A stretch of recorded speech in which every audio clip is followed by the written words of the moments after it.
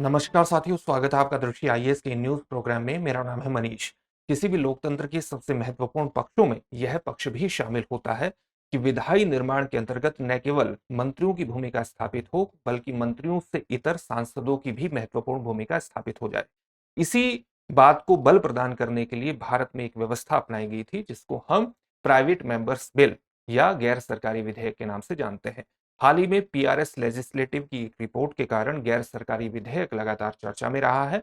तो आज की इस वीडियो में हम समझने की कोशिश करेंगे कि गैर सरकारी विधेयक क्या होता है, इसको प्रस्तुत करने की प्रक्रिया क्या होती है, इसका महत्व क्या है, यानी इसके संपूर्ण परिप्रेक्ष्य पर आज हम बात करेंगे। सबसे पहले देखते हैं कि इस पूरी टॉपिक के अंतर्गत किन पक्षों पर बात होगी। सबसे पहले खबर को विस्तार से जानना है। इसके बाद निजी सदस्य विधेयक, जिसको गैर सरकारी विधेयक भी कहा जाता है, वो क्या होता है इसको जानेंगे और उसके सरकारी विधेयक से अंतर को भी समझ लेंगे। निजी सदस्य विधेयक को प्रस्तुत करने की प्रक्रिया क्या है, प्रक्रिया समझेंगे। साथ ही आजादी के बाद भारत में अब तक कितने निजी सदस्य विधेयक प्रस्तुत किए गए हैं, उससे संबंधित आंकड़े क्या हैं, आंकड़ों को जानेंगे। इनकी सफलता के असफलता के कारण क्या रहे हैं, यानी आज तक केवल 14 ही निजी सदस्य विधेयक या गैर सरकारी विधेयक ऐसे हो पाए हैं जो कानून बन पाए हैं। तो बहुत बड़े स्तर पर जो गैर सरकारी विधेयक हैं वो असफल हुए हैं। तो उनकी असफलता के कारण क्या है, इसको जानेंगे और साथ ही इस पूरी प्रक्रिया के महत्व को भी जानेंगे, यानी गैर सरकारी विधेयक को प्रस्तुत करने का महत्व क्या है, इस पूरी प्रक्रिया का महत्व क्या है, इसको समझ लेंगे। और फिर अंत में आपके लिए एक अभ्यास प्रश्न होगा, जिसका उत्तर आपको कमेंट बॉक्स में कमेंट करके देना होगा। ये जो पूरा विषय है यूपीएससी की मुख्य परीक्षा के सामान्य अध्ययन प्रश्न पत्र 2 से जुड़ेगा, उसके भारतीय राज्य व्यवस्था संविधान जैसे खंडों से जोड़ करके आप इसे देख सकते हैं। हम अपने प्रोग्राम में आगे बढ़ें उससे पहले आप हमारे चैनल को सब्सक्राइब जरूर करिए और बेल आइकन दबाइए, ताकि सभी प्रोग्राम का नोटिफिकेशन आपको मिल सके। इन प्रोग्राम से आप जुड़ जाएं, इनका लाभ उठाएं। साथ ही इन सभी प्रोग्राम की पीडीएफ फाइल आपको इन न्यूज दृष्टि आईएएस के टेलीग्राम चैनल पर उपलब्ध कराई जा रही है। डिस्क्रिप्शन में दिए गए लिंक पर जाकर आप पीडीएफ फाइल डाउनलोड कर सकते हैं।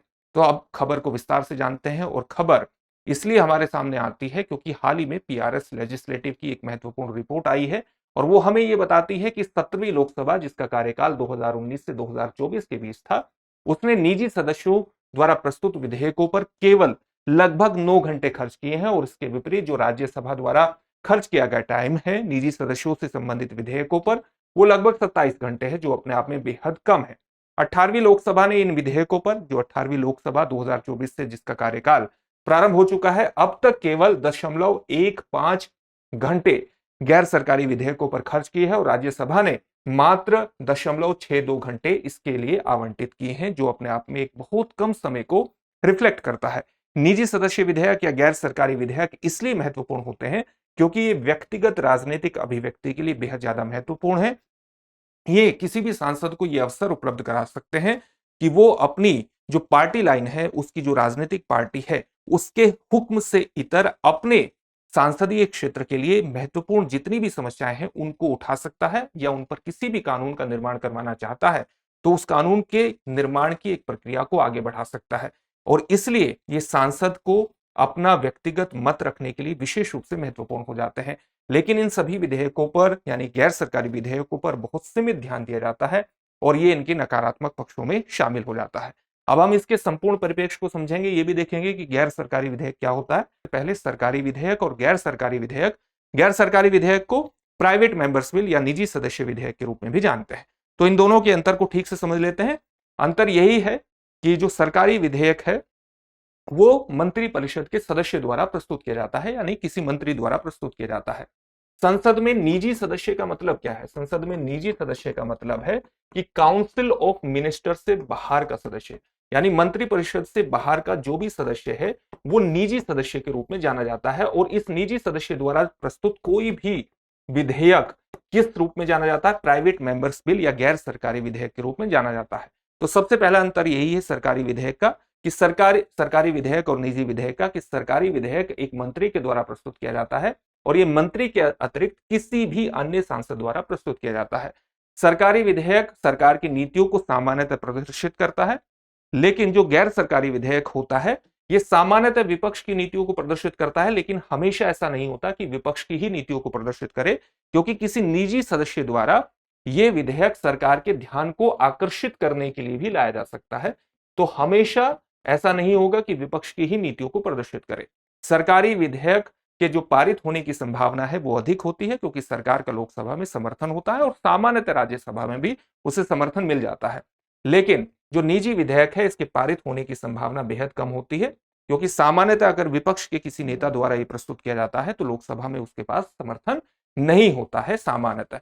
सरकारी विधेयक अस्वीकृत होने पर सरकार को इस्तीफा भी देना पड़ सकता है, और उसका कारण यही है कि अगर कोई भी मंत्री द्वारा कोई विधेयक प्रस्तुत किया जाता है और वो पास नहीं हुआ तो इसका सामान्यतः मतलब ये माना जाता है कि सरकार के पास लोकसभा में बहुमत नहीं है और इसलिए सरकार पर एक दबाव बन जाता है।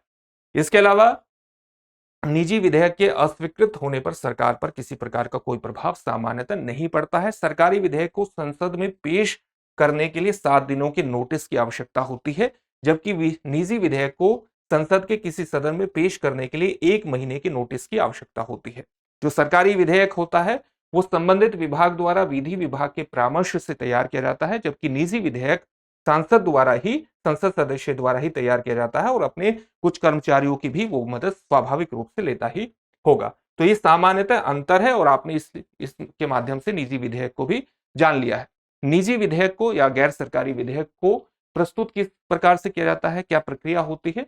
जैसा कि अभी आपको बताया कि इसका जो ड्राफ्ट होता है वो सांसद के द्वारा ही तैयार किया जाता है और उसमें उसके कर्मचारियों की भी मदद सामान्यतः ले ली जाती है।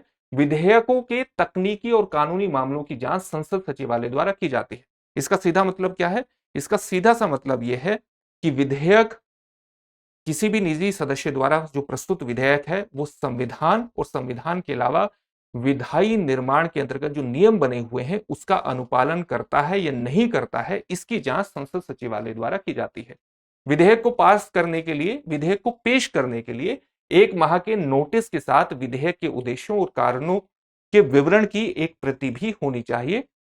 1997 तक प्रति सप्ताह 3 विधेयक प्रस्तुत किए जा सकते थे, जिनकी संख्या बाद में घटा करके प्रति सत्र 3 कर दी गई और गैर सरकारी विधेयकों को केवल शुक्रवार को ही पेश किया जा सकता है। यानी केवल शुक्रवार को ही गैर सरकारी विधेयक पेश होंगे और शुक्रवार को ही उन पर चर्चा होगी, जबकि जो सरकारी विधेयक होता है वो किसी भी दिन प्रस्तुत किया जा सकता है और किसी भी दिन उस पर चर्चा हो सकती है।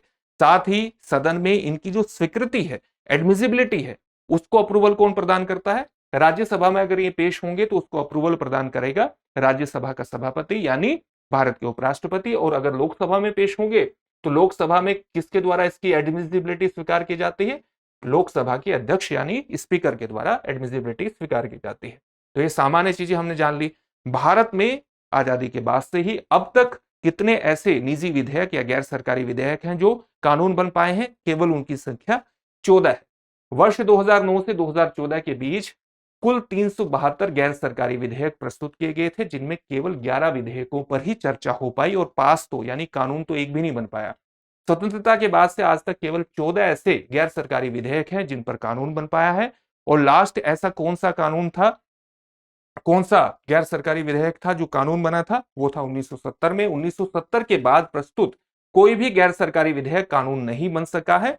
सर्वोच्च न्यायालय आपराधिक अपीलीय क्षेत्राधिकार का विस्तार विधेयक 1968 ही लास्ट विधेयक था जो कानून बन पाया था। इसका मतलब सीधे तौर पर है ये 1968 का विधेयक था जो सामान्यतः 1970 के बाद 1970 में पारित हुआ और 1970 के बाद कोई भी गैर सरकारी विधेयक ऐसा नहीं हुआ है जो कानून बन पाया है। हाल ही में एक उदाहरण महत्वपूर्ण रूप से आता है कि ट्रांसजेंडर व्यक्तियों के अधिकारों से संबंधित विधेयक को वर्ष 2014 में राज्यसभा द्वारा 45 वर्षों बाद पारित किया गया था, लेकिन यह भी फाइनली कानून नहीं बन पाया था। तो ये हमने पिछले कुछ आंकड़े इसके बारे में जान लिए हैं जो कि गैर सरकारी विधेयक से संबंधित हैं। तो इसकी असफलता के कारण क्या रहे हैं? असफलता के कारण कई हैं। एक तो सरकार की बहुत अनिच्छा होती है, सरकार का ध्यान जरूर इन गैर सरकारी विधेयकों पर जाता है, लेकिन सामान्यतः अगर सरकार किसी भी मुद्दे पर सहमत होती है तो वो अपने ही मंत्रिपरिषद के किसी सदस्य के माध्यम से विधेयक को प्रस्तुत करवाएगी। तो इसलिए सरकार का अनिच्छा होती है और इसकी असफलता के सबसे महत्वपूर्ण कारणों में शामिल होता है। यानी सत्ता पक्ष राजनीतिक लाभ के लिए या राजनीतिक लाभ नहीं भी कहिए आप, विधेयकों को अनदेखा कर देता है। सामान्यतः विधेयकों को अनदेखा कर देता है, केवल राजनीतिक लाभ के लिए नहीं है। इसका कारण यह भी है कि सरकार अगर किसी मुद्दे पर कानून बनाना चाहती है तो वो स्वयं से ही मंत्रिपरिषद के किसी सदस्य द्वारा उसे विधेयक के रूप में प्रस्तुत करवाएगी। साथ ही विधेयकों को सत्ता पक्ष के रूप में संशोधित करने से उनकी मूल भावना बदल सकती है। आप ये भी जानते हैं कि अगर सरकार किसी भी विषय पर कानून बनाना चाहती है, किसी को विधेयक के रूप में प्रस्तुत करना चाहती है, तो वो निजी सदस्य द्वारा या गैर सरकारी विधेयक जो सामने आता है उसमें कई तरह के संशोधन भी करेगी, उसे केवल उसी रूप में प्रस्तुत नहीं करेगी। तो इसलिए भी इनकी असफलता का एक कारण ये बन जाता है। सत्ता पक्ष अक्सर गैर सरकारी विधेयकों को गंभीरता से नहीं लेते हैं, यह भी एक कारण माना जाता है, और सहयोग की कमी रहती है, यानी विपक्ष और अन्य दलों का समर्थन न होने के कारण विधेयकों को पारित होना मुश्किल हो जाता है। तो ये महत्वपूर्ण कारण है, लेकिन इसका मतलब ये नहीं है कि गैर सरकारी विधेयकों का महत्व नहीं है। सबसे बड़ा महत्व यही है कि ये लोकतंत्र में सांसद को राजनीतिक पार्टी से इतर अपनी बात को रखने या अपने संसदीय क्षेत्र के किसी महत्वपूर्ण पक्ष पर विधायी निर्माण की प्रक्रिया को आगे बढ़ाने का एक अवसर प्रदान करते हैं, यानी सांसदों के लिए एक महत्वपूर्ण मंच के रूप में काम करते हैं। साथ ही इनको विधायी हस्तक्षेप के अंतर्गत भी महत्वपूर्ण माना जाता है। किसी मुद्दे पर तत्काल विधायी कार्रवाई की आवश्यकता वाले मुद्दों पर इस सरकार का ध्यान आकर्षित कर सकते हैं, तो यह भी इनका एक महत्व है।